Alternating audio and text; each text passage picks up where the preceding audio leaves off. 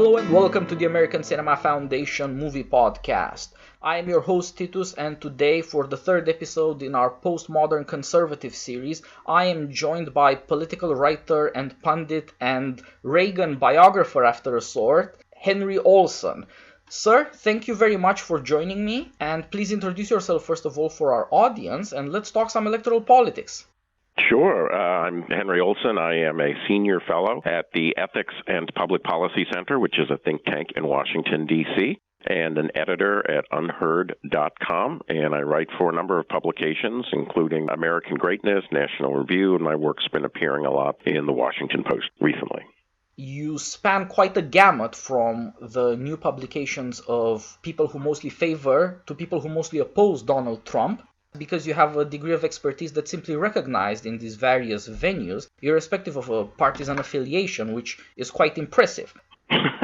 Well, thank you. I try to actually say what I think rather than hew to a party line, and I guess, I can publish in Trump-friendly publications like American Greatness and known center-left publications like The Guardian, that's about as wide as I can expect. Yes, indeed. Well, sir, we're looking to get your thoughts across to a new digital audience and also to offer people a bit of an electoral history and electoral demographics over the last couple of elections. So let's start with 2014. That's when I first started following your work, and that, I believe, is when you started publishing your theory of the various factions on the Republican and now the Democrat side as well. I actually wrote an article in 2011 for National Affairs that was kind of a trial run on my ideas about the Republican Party, but I refined those, and the essay that defined those views for me was published in 2014 in The National Interest. Yes, what was going on in 2014, there's two things.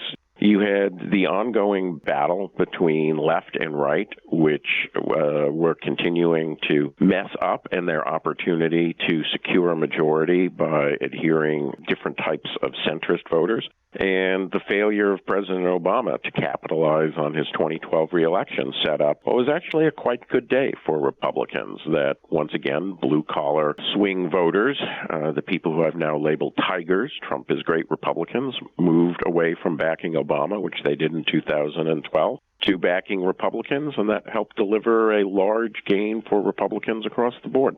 Yes, that was the biggest victory for Republicans in a long, long time. In some ways, really, they had a dominance unseen since the Civil War. 33 governorships, 69 legislative chambers. There's extraordinary numbers. And, of course, at the federal level, they managed to win the Congress, which they had lost 8 years previously, and in a way announced a kind of delayed wave. Now, it seems to me true that since 1994 and the big Republican wave elections have been more common than they had been in the generation before, but this was an unusual thing. In 2010, the House; in 2012, Republicans lost, however, the presidency, and then in 2014 they took the Senate, leading to the vast victories later in 2016 that put Republicans in charge of all of the federal government. So in some strange way, it seems to have been 2014 to have been the big announcement for this transformation of coalitions and its effect on the federal government. In one sense, we've been going through a slow-motion transformation since 1964. That as early as 1969, the perspicacious and ahead of his time political commentator Kevin Phillips noted that historical Republican margins among Protestants in high-income areas was going down after the Goldwater victory, whereas Republican margins in blue-collar Catholic areas was going up. And what's been going on ever since has been kind of a slow-motion move of high-income, college-educated voters towards the Democratic Party, and middle to middle-low income workers who historically belonged to unions or were sympathetic to the Democratic Party moving to the Republicans. In 2016 and 2018 was an acceleration of those trends, which may finally have shaken out, depending on what happens in both parties, a final realignment. There aren't too many voters left whose views seem unaligned with their parties. And that creates an interesting situation where Republicans may not have a popular majority, but they may very well have a Senate and Electoral College majority because of where the people who have moved live.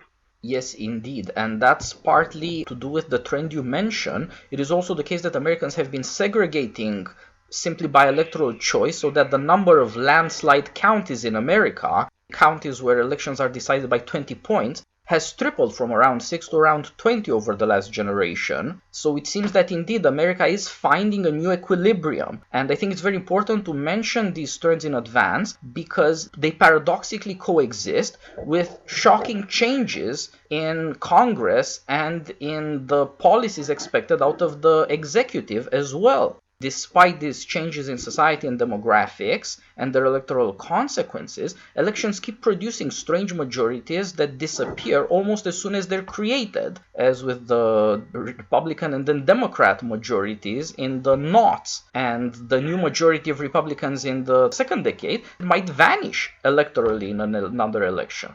We lived through, and not just in the United States, in most of the developed democratic world, very relatively stable politics from the end of the Second World War until the dawn of the 21st century. Organized around a left-right, or in Europe, a left-right-center axis where, with very few exceptions, shares of the vote differed minimally. New parties were discouraged and rarely came up. There are always exceptions to that, but that was the general rule. And in the 21st century, that has all come apart. And my argument is that's come apart because the questions that people wanted answered back then are different than the questions people want answered today. And politics, political coalitions and or political parties always shift in democracies to meet voter demand. So what you have in America today is a left-right two-party system that responded to answer certain questions that no longer responds. So you have coalitions and people moving between the parties, but because the parties' bases are still dominated by the old left-right distinction, the new people who move, even as they feel more comfortable in the new party, they don't feel totally comfortable, so they remain fluid. And that makes election waves much more possible as one slightly attracted group becomes disenchanted with the party they move to. They move back to the other side. They get disenchanted with that. They move back. And you have these sort of tsunamis that keep swamping each party's base. And yet the bases seem not to learn. And that opens up the prospect for even more destabilization in the next decade unless somebody gets their act together. Yes, and that seems to be the main source of uncertainty as to what will happen in various elections despite our long-term trends. Now, I think that you make a very good point here that our political culture, like our culture more broadly, is lagging far behind events. And people in various ways seem to live mired in nostalgia, both at the level of policy and at the level of discourse, and even in terms of the technologies of political communication they are interested in using to reach voters. So we need updating, not just clarifying. But yeah, very much so. I mean, you take a look at very little that Alexandria Ocasio-Cortez says in her Twitter feeds or her interviews would have been unfamiliar to people on the political left 60 years ago. I mean, they wouldn't have talked about a Green New Deal, but they would have talked about another approach, another justification by which the political entities take control of the commanding heights of the economy. And similarly on the right, that when used to be that people would argue about the constitutionality of the New Deal and social insurance programs, and now you have people on the right essentially arguing to dramatically cut them back on affordability reasons, but it's the same argument, which is a discomfort with the existence of the modern social insurance state on the right that would be completely at home with Herbert Hoover from 1932. And when you've got a vast middle that sees elements of truth in both sides but doesn't want to embrace either, but yet that's what they're continually offered, then you have growing frustration. And in Europe, that frustration is creating new political parties. But in the United States, with our system, it's creating massively unstable political parties. That we actually have multiple political parties within our two-party system, but we don't recognize them because our system doesn't allow them to develop. And that means that we effectively have very dysfunctional government. Yes, indeed. And so, as there is a problem with the base of, or the activists who are in strange ways caught in the past, so we also have a problem with political elites, whether it's consultants or donors or, of course, people elected to office. It's strange how little politicians are trying to make something of the changes that are obvious in America, and how little either party is trying to come up with any kind of majority coalition. The election of 2014, I think, revealed part of that the Democrats didn't really have anything to say or anything to do. It was historically low turnout, for one, and for another, the Obama years were exhausted and there was no idea of what the future of the Democrat Party might mean. And that paralyzed the party in some ways, preparing them for the losses in 2016.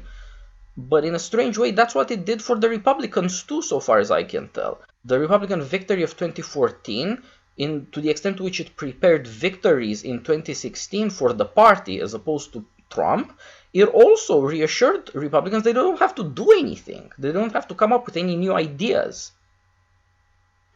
That's absolutely right. That one would have thought, and I thought, that after Trump's victory, it would spark thinking in all the traditional precincts of the right. Instead, they're treating it as some sort of aberration that will, an annoyance that will someday soon go away, and they're continuing to govern as if 2016's voter demographic changes never happened and are easily reversible.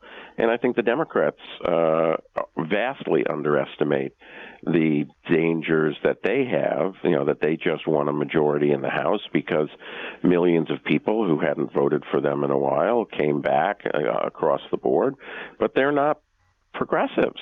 That it may be that they can hold this coalition against Trump for one more election, but then you'll be back to the same score, which is with Trump out of the way, these people want something completely different than most of the types of voters in the Democratic coalition. Unless the Democrats adapt, you're setting up the possibility of a massive anti-Democratic wave in 2022 as these voters who don't like Trump but aren't progressive Democrats turn around and say, well, now that we got the guy, the guy we don't like out of the way, we're coming home. And unless one of the two party bases wakes up, what I think is going to happen is greater instability and a greater chance of somebody being elected or a new party forming out of this discontent. Yeah, so in a strange way, the most important thing about the 2016 elections was that people who kind of hated their parties and who were kind of hated by the party elites ended up almost taking over, in the case of Bernie Sanders, the Democrats, and actually taking over, in the case of Trump, the Republicans. And elites in both parties reacted with a kind of paralysis. Democrats were shockingly stuck in this idea that the brand new political news of the post-Obama era is the hot stars of 1988 and 1992, the Clintons. That's a nutty idea in politics, especially for a party that's trying to represent changing demographics and the young. But that's how the elites reacted. But this is a problem for the center-left of the Democratic Party, that the Democratic Party's base is increasingly left, based on people who form around some form of identity politics or some form of economic redistributionism, and these groups often overlap, but they also have a bit of an alliance. And what's going to happen to the center left if and when they find that they can no longer command majorities within their nominating systems? You're already seeing it at the lower levels, but the fact is they've almost always been able to win the presidential nomination. Well, what happens if they lose the presidential nomination this time? What happens when they feel as out of home in their party as the never-Trumpers do in the Republican? Or if they don't, then they have to accept a second-tier status where they will be the people providing votes and money for policies that they actually don't think are very good. Yeah, so in a strange way, the centrists or the more liberal, less progressive faction is looking forward to minority status primarily as punishment for the fact that Trump followed Obama and that Hillary failed to beat him. That was the big chance of the center left, and it was utterly squandered. And what's worse, it was squandered in a way that humiliated and angered the progressive left wing of the Democrat Party.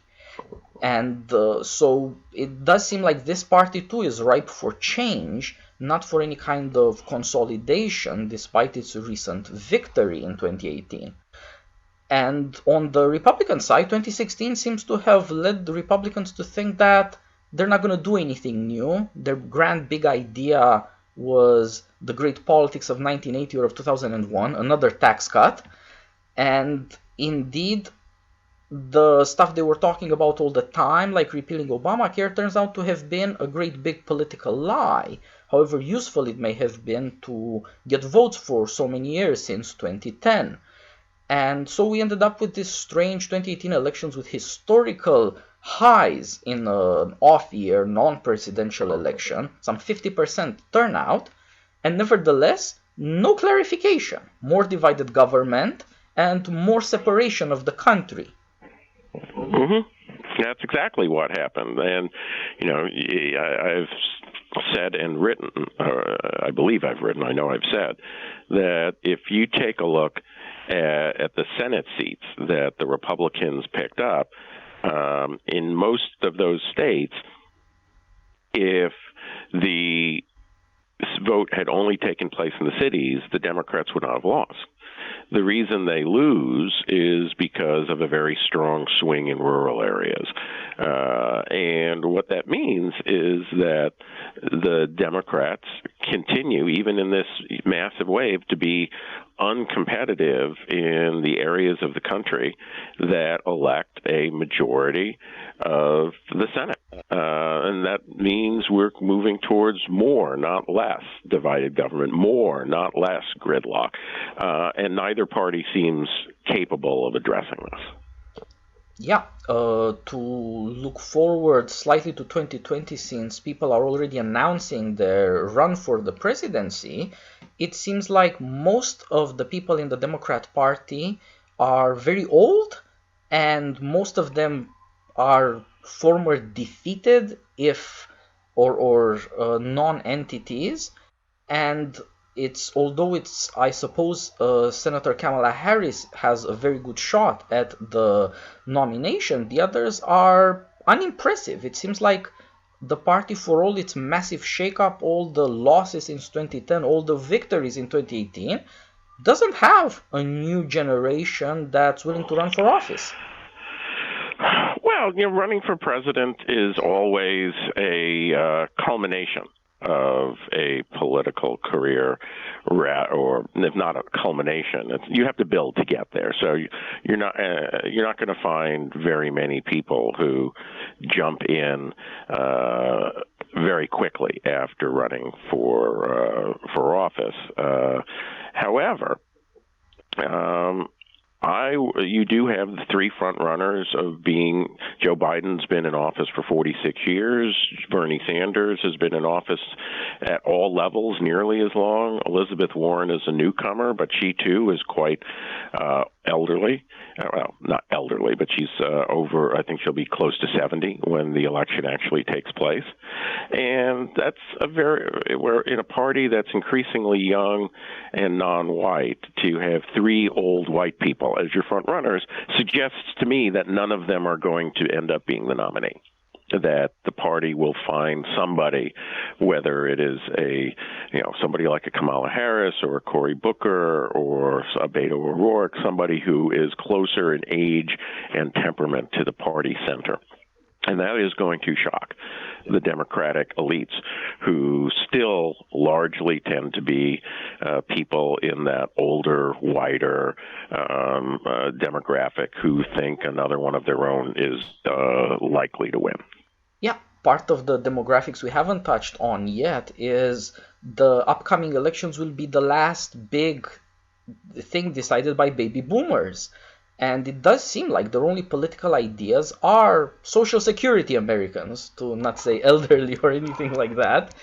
And that's increasingly untenable. So it's a strange thing to see that over the massive transformations we've seen demographically and in electoral demographics, we have seen nothing by way of candidates who, in the political wars of the last 10 years, prepared for this future at any point. It's quite amazing.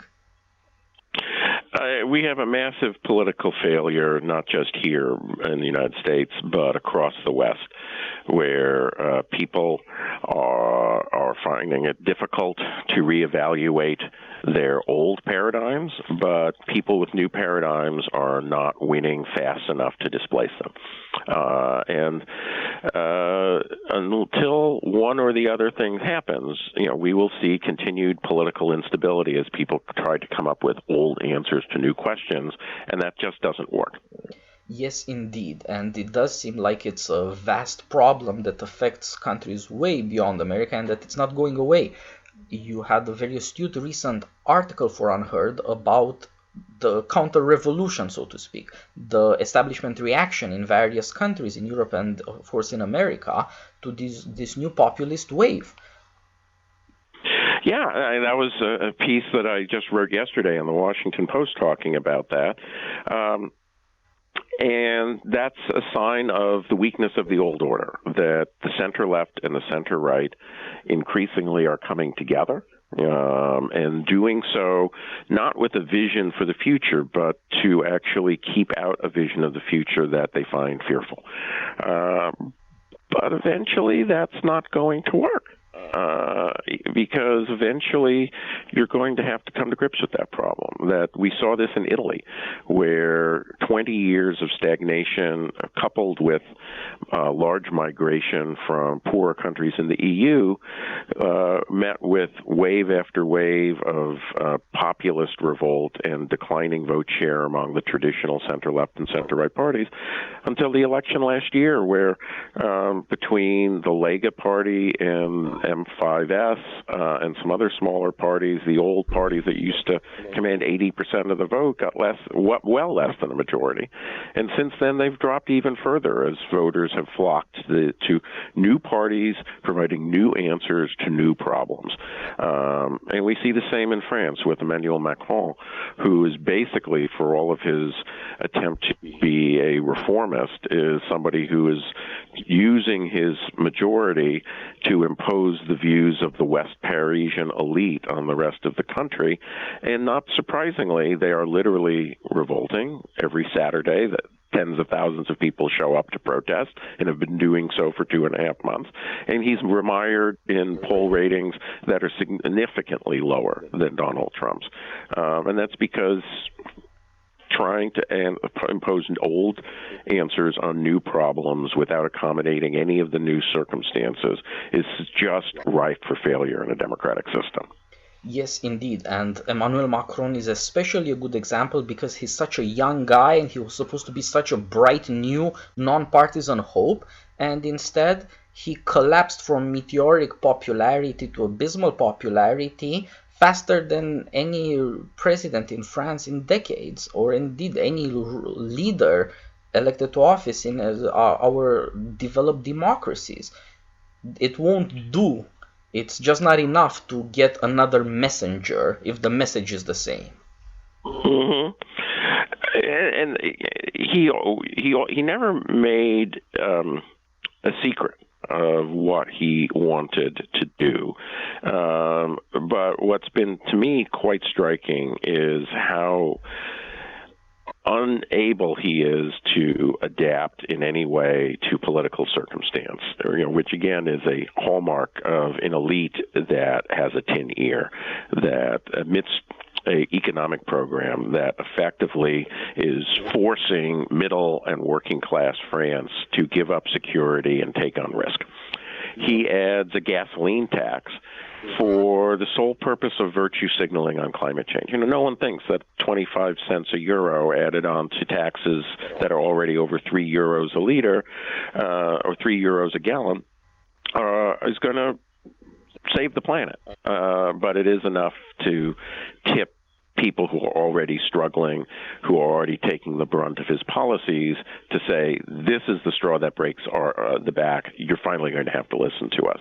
But that's, when reform means the majority must lose wealth and the minority that has done well needs to accumulate more of it, you shouldn't expect a democratic system to go along with that. Yeah, and I think that this shows to what extent our elites would rather die on principle than prudently represent the people whose votes they are actually asking for. The number of young politicians whose careers have been destroyed or are about to be destroyed, or new, not necessarily young politicians, who seem utterly unwilling to change with the changing times, is quite staggering, and it does suggest that the conflict between the populist revolutions and the counter-revolutions in establishments are going to get messier, not cleaner. That's exactly what I think, is that I take a look at what's going on in Europe and what's going on here, and you have a large degree of dissatisfaction during a period of peace and prosperity. I mean, not every country in Europe is as prosperous as others, and the ones that have endured slowest and least well-shared growth tend to have the highest levels of dissatisfaction. But imagine what happens if we plunge into a worldwide recession. Everything we know from political history suggests that recessions and deeper depressions increase the demand for political change. And the more radical the drop, the more radical the change. And if you see in parties of the old order barely hanging on with majorities now, imagine what happens when every country has gone through 5 years that's similar to the last 20 that Italy's gone through. These people aren't going to know what hit them, and it's going to look a lot, I think we look a lot more like France in 1787. You can see all the signs of weakening, but the court doesn't want to reform fast enough. Then we look like America of 1789.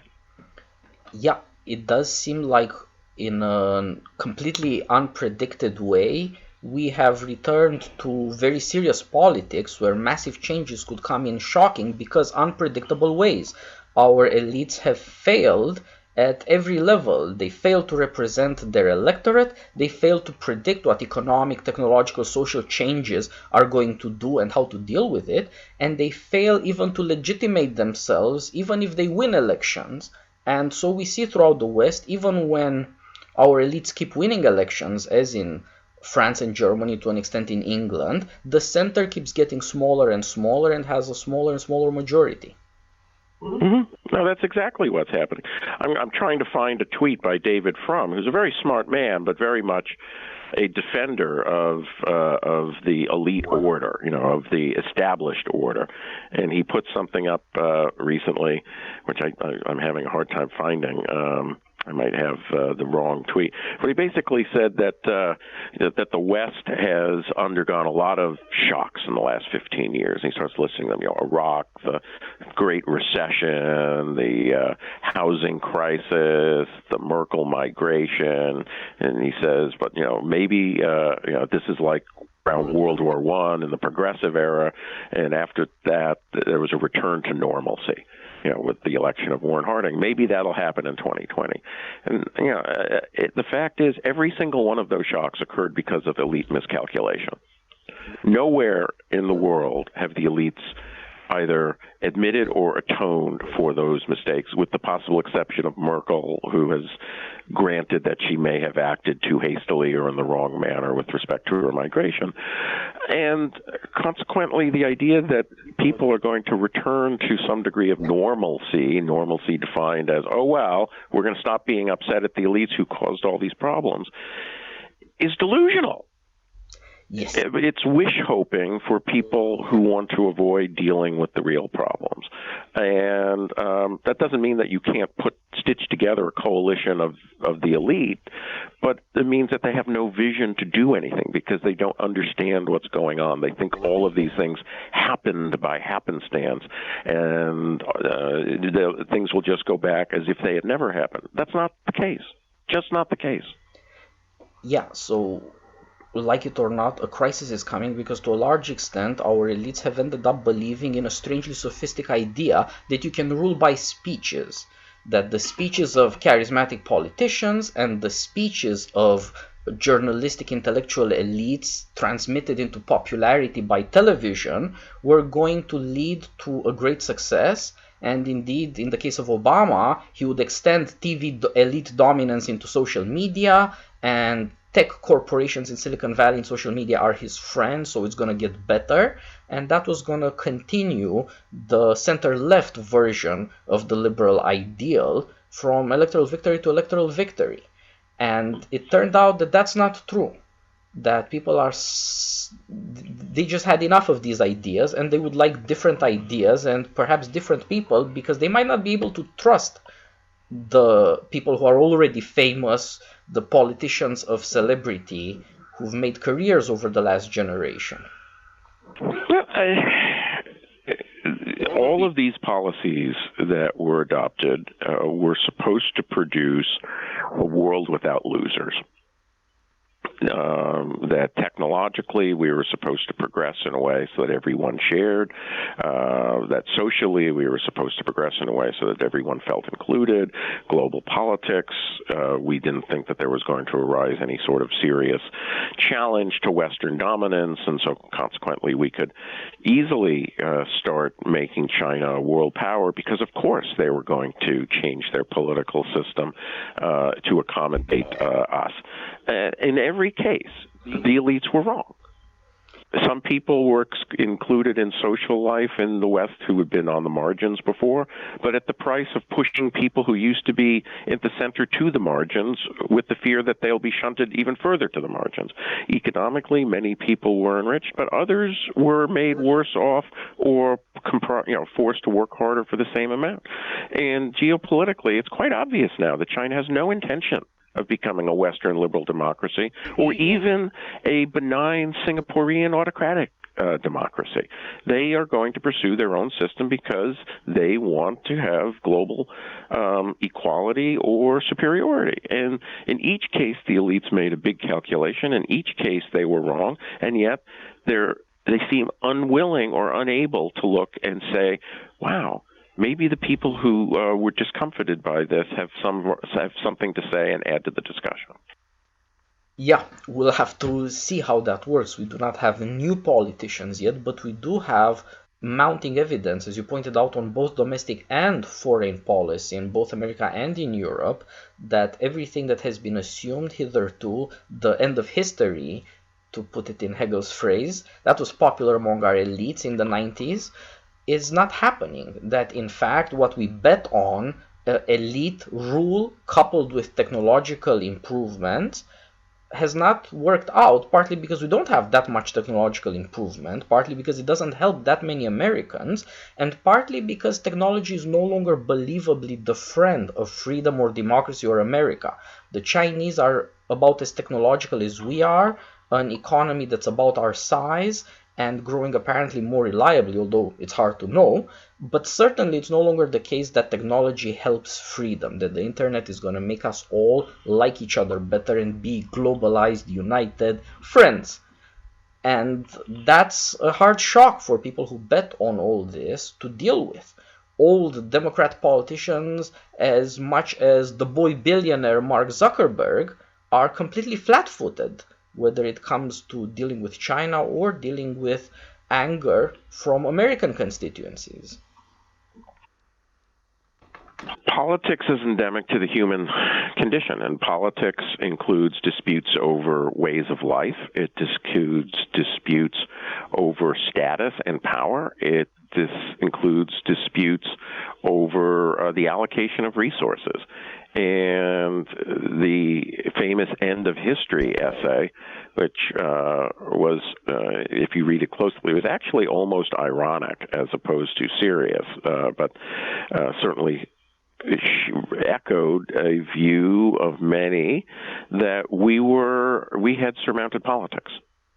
The human condition had evolved in a way, so we no longer had to have politics. We could have mere administration. And what has happened is that the reassertion of human nature, which had never gone away but was overlooked or shunted aside, is what we are seeing, is the disputes over the things that people have always disputed about as long as we know that there was history. And an elite that is in touch with its humanity could see this and could react in ways that continue their viability or continue their relevance. But what we see across the board is that they tend not to.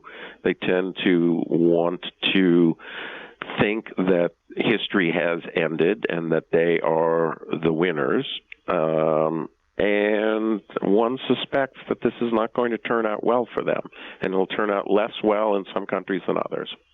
Yeah.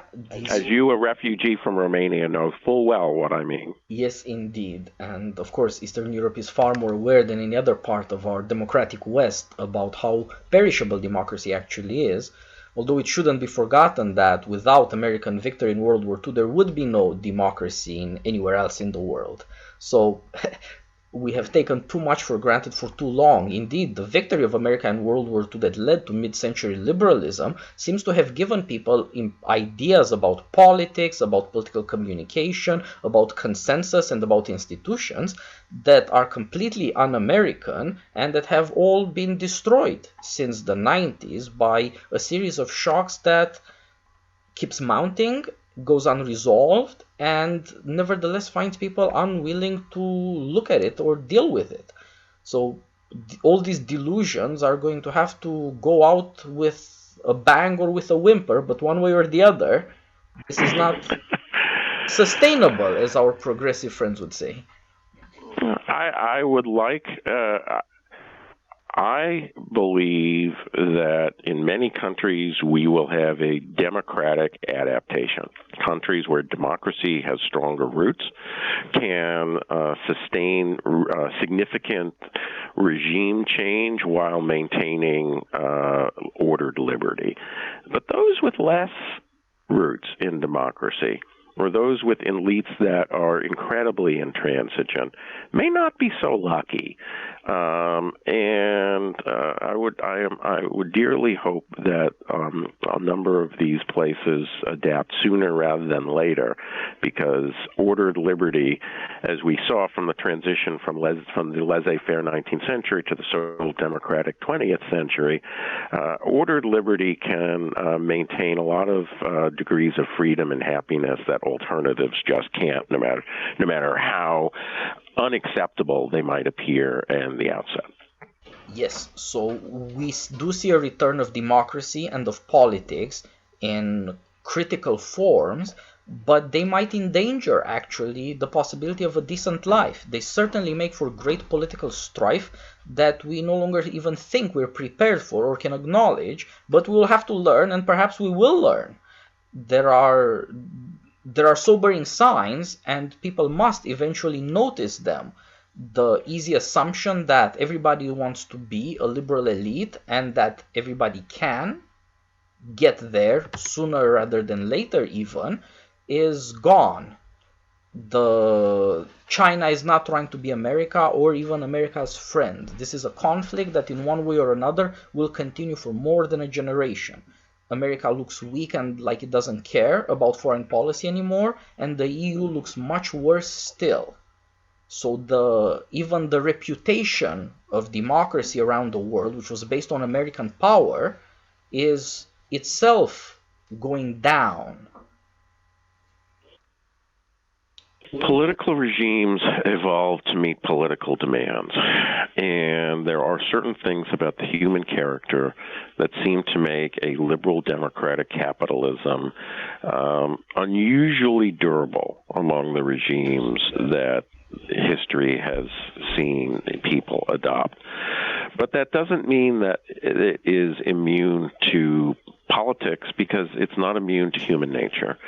People will not suffer a regime that denies them the things that they care most about: physical security, personal dignity, relative comfort. Liberal democratic capitalism seems to provide all of these to a greater degree than any other regime type that we have ever had. But if what you do is create an order by the people who rule that decreases physical security, that exiles people to the margins, and that creates a caste system where some people benefit from the gains and others are effectively more and more pushed into modern serfdom, you should not expect those people to go lightly. And then you have to make a choice. Either those people will rule and they will change the regime, hopefully in a way like the rise of the workers in 20th century changed the regime in a way that enhanced liberal democratic capitalism rather than destroyed it. Or you will have to throw away democracy. And you'll have to say that some form of a liberal capitalist order cannot rely on democracy and consequently has to rely on force. And that introduces the problems of instability that a force-based regime inherently provides and that history tells us is very difficult to sustain in the face of sustained discontent. Yes, our order is essentially liberal, individualistic, based on technology and commerce. But our politics is Democrats. We all think we're equal. We know we all have the same human nature. Now, so far, liberalism and democracy have worked well together, especially in America. In Europe, they have always been in conflict, of course, but mostly worked out, except for the world wars. But even in America now, liberalism and democracy do not seem to be friends anymore. Maybe they can be made friends, but it's not going to be easy. There are indeed great resources to be called on, but it's also a fact, I think, of American history and of human nature, of course, that crisis will bring out the resources for stability and for a new political equilibrium that helps, even fosters, the possibility of people to live decent lives. It's not going to come pretty. No, change never does come pretty. We tend to forget how contentious the politics and society was in the late 19th, early 20th century. Assassinations of czars, of presidents, of leaders, violence in the streets as nascent labor unions were being suppressed by the established order. But eventually, because there was a commitment to democracy in many of the Western countries, equilibrium was reached. Yes, and perhaps this is the greatest advantage of our liberal democracies. We have regimes that have successfully recycled elites. When one series of elites outstays its welcome, it tends to be thrown out and others replace it. And perhaps it is time for this to happen once again.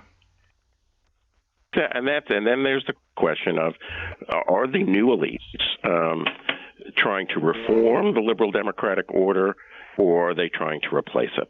The current elites tried to tell us that the new elites are inherently anti-democratic. There are certainly elements in some areas of these new elites that are problematic. But by and large, I would say that the evidence suggests they're largely democratic, that they are more like social democratic and labor movements of the early 20th century that seek to reform in order, rather than the fascist or communist organizations in the mid-1930s and 1920s that sought to replace the system. But it's always better to bend rather than break. And the more a established order accommodates the legitimate demands of these new forces, the likelier it is that the system is resilient. The more that the question is resist, the more likely it is that when change happens, it comes with a break. And when things comes with a break, we should not presume that anything from the prior system will be retained. Yes, this is a sobering note to end on, but I think it's a necessary one. We're looking forward to elections again in 2020, and beyond that, a political realignment that will change the parties, not just the demographics. Yeah, America is very stable. I mean, its politics are unstable, but commitment to the underlying order is very stable. I am least worried about a non-democratic counter revolution in the United States. It's not to discount its possibility, but what's going to happen in a country that has experienced non-democratic regimes within the last century, where there remains some nostalgia for those regimes, where elites are entirely discredited. That places like Italy or France, you shouldn't presume necessarily that in times of a break that you're going to see the old order, the post-World War II order emerge without serious alteration. Yes. Again, I'd bet against it, but the fact is, in extreme times, people take extreme measures. And if we were having this conversation in 1926, the idea that liberal democracy would be on the defensive worldwide in a decade and would be under vicious assault in 15 years would have been considered fantastical, beyond the realm of contemplation. But all of the signs were there. Yes. All of the signs were already present. Perpetual peace is always around the horizon, but the seeds of political chaos are actually already in the ground at every such moment. And the question is, if you can identify that, don't water the seeds and try and find the weed killer. Yes, very well put. Thank you for joining me, sir. Let's do this again sometime soon. I am glad to be able to share your expertise on elections and indeed a worldwide view of the dangers liberal democracy is facing. Thank you for having me on, and I look forward to chatting with you again sometime. All the best, sir. Take care.